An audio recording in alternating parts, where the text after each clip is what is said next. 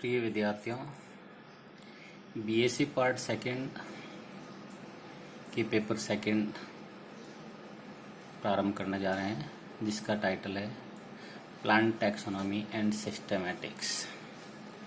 Plant taxonomy means पादप जगत का वर्गीकरण कहलाता है। वर्गीकरण उसको कहते हैं जिसमें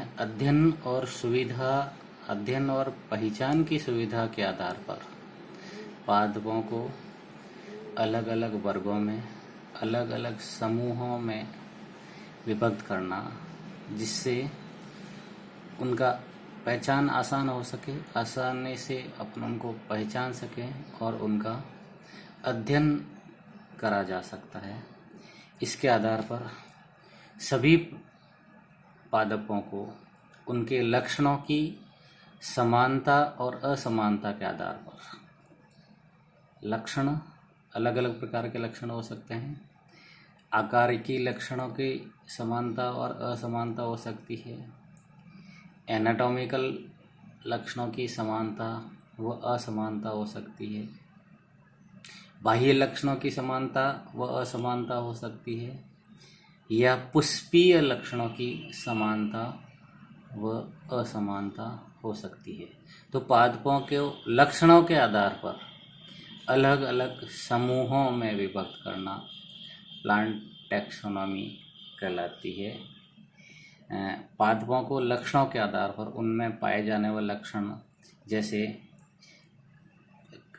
पुष्प के आधार पर अगर इनका वर्गीकरण किया जाए तो ऐसे पुष्प जिसमें 5 बाह्य दल होते हैं, 5 दल होते हैं, 5 पुंकेसर होते हैं, 5 स्त्रीकेसर होते हैं, उन सारे लक्षणों को, ऐसे पुष्पों को, सभी पुष्पों को जिसमें 5-5 सभी पुष्प के भाग होते हैं, उनको एक अलग समूह में रखा जा सकता है।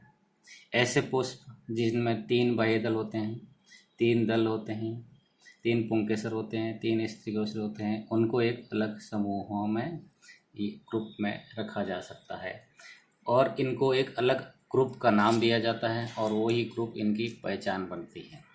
प्लांट टैक्सोनॉमी, पादप टैक्सोनॉमी की परिभाषा सबसे पहले प्लांट टैक्सोनॉमी की लॉरेंथस ने दी थी। लॉरेंथस के अनुसार प्लांट टैक्सोनॉमी और systematics is study or description on variations among organism in the order to came out which a classification system। Plant taxonomy 4 part के से मिलकर बनी होती है। सबसे पहले आइडेंटिफिकेशन, फिर क्लासिफिकेशन, फिर नोमेनक्लेचर और फिर टैक्सोनॉमी। प्लांट टैक्सोनॉमी 4 प्रकार के सिस्टम से बनी होती है।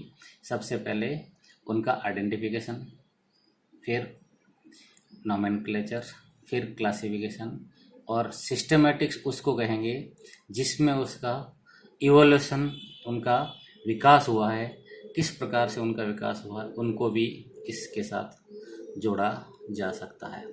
टैक्सोनॉमी सबसे पहले 300 वर्ष पूर्व प्रारंभ हुई थी।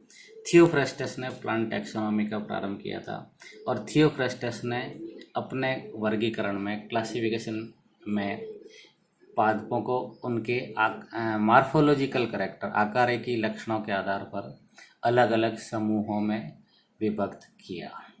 उन्होंने सबसे पहले हर्ब्स मीन्स हर्बेसियस या शाकीय पादपों को अलग समूहों में बांटा।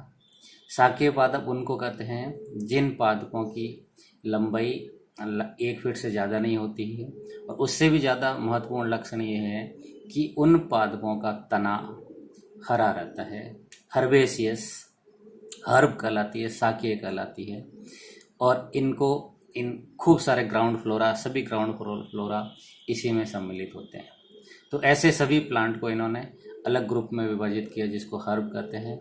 उसके बाद के प्लांट्स को इन्होंने सर्ब बनाया। सर्ब मीन्स झाड़ी नुमा, जो हर्ब से थोड़ा सा बड़ा होता है, 3 फीट 4 फीट तक हो सकता है, और उनका स्टेम वीक स्टेम नहीं होकर के हार्ड स्टेम हो जाता है और ब्राउन कलर का स्टेम या तना हो जाता है। फिर उन्होंने ट्री बनाए जिनकी हाइट 4 फीट 5 फीट से ज़्यादा होती है, 10 फीट भी हो सकती है, 15 फीट भी हो सकती है, 20 फीट भी होती है। और उसका महत्वपूर्ण लक्षण ये है कि उनमें छाल या बार्क का निर्माण होता है। तो थियोफ्रास्टस अरस्तु का शिष्य था। अरस्तु को जीव जगत का पितामह, फादर ऑफ बायोलॉजी कहलाता है। उन्होंने उनके शिष्य अरस्तु के शिष्य एरिस्टोटल के शिष्य थियोफ्रास्टस ने जीव जगत से, बायोलॉजी वर्ड से प्लांट वर्ड को, बॉटनी वर्ड को अलग किया। इसलिए सबसे पहला इन्होंने ये क्लासिफिकेशन दिया। इसलिए थियोफ्रास्टस को फादर ऑफ बॉटनी कहा जाता है। थियोफ्रास्टस के बाद कैरोलस लीनियस, इनको फादर ऑफ टैक्सोनॉमी कहा जाता है। इन्होंने प्लांट को, पादपों को उनके नाम के आधार पर उनको क्लासिफिकेशन किया। नाम के आधार पर, जैसे बाइनोमियल नोमेनक्लेचर, द्विनाम पद्धति के अनुसार नामकरण, और नामकरण के बाद में उनको नामकरण अप्लाई किया और उसके अनुसार इन्होंने वर्गीकरण किया। इसको फादर ऑफ टैक्सोनॉमी या फादर ऑफ मॉडर्न टैक्सोनॉमी भी कहा जाता है। टैक्सोनॉमी की डेफिनेशन को अगर अपन इस तरह से बात करें तो टैक्सोनॉमी स्टडी ऑफ नेमिंग, पादपों का नामकरण, उसका वर्गीकरण, उसका क्लासिफिकेशन और उनसे रिलेटेड थ्योरीज, प्रिंसिपल्स को देना, ये टैक्सोनॉमी कहलाती है। एक टैक्सॉन, सिंगल टैक्सॉन उसे कहा जाता है। Single taxon is a group of organism recognize at any level of taxonomical hierarchy, just like a single taxon can be a genus, can be a family, can be a order. Okay, taxonomy की definition सबसे पहले लॉरेंथस ने दी थी। Systematics उसको बोलते हैं ए science that include traditional taxonomy and phylogeny. Traditional taxonomy which always means, traditional taxonomy का मतलब होता है कि कोई भी अगर आपको नया प्लांट दिखता है तो उसको सबसे पहले अपन आइडेंटिफाई करेंगे कि ये डाइकोट है या मोनोकोट है। ये डिसाइड हो जाए ये डाइकोट है या मोनोकोट है। तो डाइकोट मोनोकोट डिसाइड होने के बाद में अपन ये डिसाइड करते हैं कि ये पेंटामेरस फ्लावर है, ट्राइमेरस फ्लावर है या टेट्रामेरस फ्लावर है। मीन्स टैक्सोनॉमी के आइडेंटिफिकेशन में फ्लावर ही इम्पोर्टेंट रोल करता है। उसका आइडेंटिफिकेशन होने के बाद उसका नोमेनक्लेचर डिसाइड होता है। नोमेनक्लेचर डिसाइड होने के बाद उसका क्लासिफिकेशन डिसाइड होता है। ये 3 कैरेक्टर टैक्सोनॉमी में इंक्लूड किए जाते हैं। और उसके बाद उसकी फाइलोजेनी मीन्स उसका विकास कैसे हुआ, इनकी उत्पत्ति कौन से प्रीवियस प्लांट ग्रुप से हुई है, इनकी उत्पत्ति का आधार क्या था, जिसको फाइलोजेनी मानते हैं। जब टैक्सोनॉमी के साथ फाइलोजेनी इंक्लूड हो जाती है तो उसको सिस्टेमेटिक्स कहा जाता है। मॉडर्न टैक्सोनॉमी की थोड़ी सी डेफिनेशन चेंज होगी। मॉडर्न टैक्सोनॉमी की डेफिनेशन इस तरह से होगी कि क्लासिफिकेशन, आइडेंटिफिकेशन, क्लासिफिकेशन, नोमेनक्लेचर के साथ साथ उसका डॉक्यूमेंटेशन भी इंक्लूड किया जाता है। डॉक्यूमेंटेशन मीन टू इंक्लूड, उसका डॉक्यूमेंट की फॉर्म में उस प्लांट को रखा जाता है, जिसे हर्बेरियम बोलते हैं। एक हर्बेरियम सीट आती है जो प्लांट नेचर में, जैसे कुछ प्लांट ऐसे होते हैं जो सिर्फ रेनी सीजन में ही ग्रो करते हैं, तो उन प्लांट को फील्ड से कलेक्ट करके एक पर्टिकुलर प्रोसीजर के थ्रू उसको सुखाया जाता है। सुखा करके हैंडमेड पेपर की एक शीट बनी रहती है जिसको हर्बेरियम शीट बोलते हैं। और हर्बेरियम शीट की साइज निर्धारित होती है 11.5 से 17.5 लंबाई चौड़ाई होती है। चौड़ाई 11.5 होगी, लंबाई 17.5 इंच होती है। ये एक निर्धारित सीट होती है। हर्बेरियम सीट की साइज पे भी प्रश्न आता है कहीं कंपटीशन एग्जाम में, IAS तक में, RS तक में कुछ इससे रिलेटेड प्रश्न आता है कि हर्बेरियम सीट की साइज क्या होती है। साइज हमेशा निर्धारित होती है, स्टैंडर्ड साइज होती है। उस पर उस प्लांट को सूखा करके, अलग अलग प्रोसीजर से सूखा करके उसको प्लांट को माउंट करना, मीन्स गोंद या गम से किसी से उस पर चिपका करके उसको सूखे हुए प्लांट का डॉक्यूमेंटेशन तैयार करना हर्बेरियम सीड कहलाती है। उसको एक हर्बेरियम में रखा जाता है जो काफ़ी समय तक वो उसका डॉक्यूमेंट की फॉर्म में रहता है, उसको डॉक्यूमेंटेशन कहते हैं। तो मॉडर्न टैक्सोनॉमी में एक डॉक्यूमेंटेशन शब्द भी उसमें सम्मिलित हो गया। तो इस डॉक्यूमेंटेशन के साथ साथ उसकी उत्पत्ति फाइलोजेनी का भी अध्ययन करना सिस्टेमेटिक्स कहलाता है।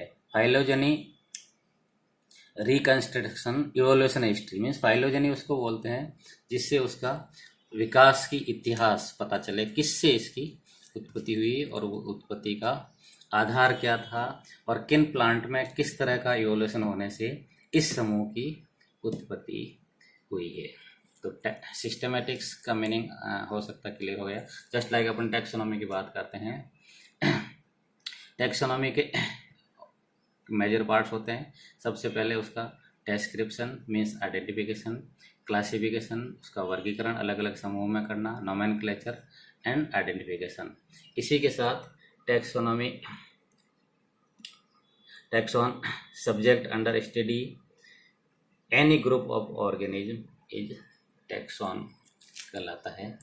इसके बाद प्लांट सिस्टेमेटिक्स में classification of plant is very ancient topic और इस काफ़ी लंबे समय से इस पे काम चल रहा है, अभी भी काम चल रहा है। First plant classification is reported from Vedic around 300 BC. Classification mean the division of something on the basis of its property. Then Theophrastus is called father of botany. Theophrastus वनस्पति जगत का पिता इसलिए कहलाता है कि इन्होंने सबसे पहले पादप जगत का वर्गीकरण प्रस्तुत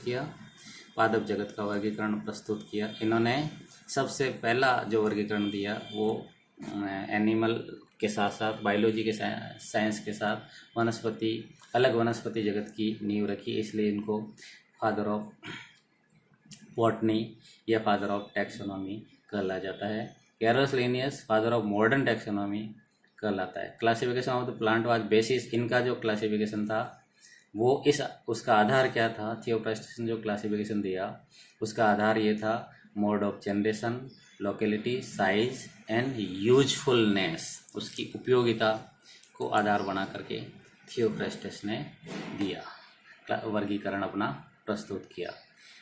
हिस्ट्री क्लासिफिकेशन करके हिस्ट्री पढ़ें तो ये जो है फादर कैरोलस लीनियस का स्वयं का नाम कार्ल वान लीने था, पर इन्होंने द्विनाम पद्धति से संपूर्ण पादपों का वर्गीकरण प्रस्तुत किया। तो उसके पश्चात इन्होंने अपना स्वयं का नाम भी बदल करके कार्ल वान लीने जो था उससे कैरोलस लीनियस रख लिया।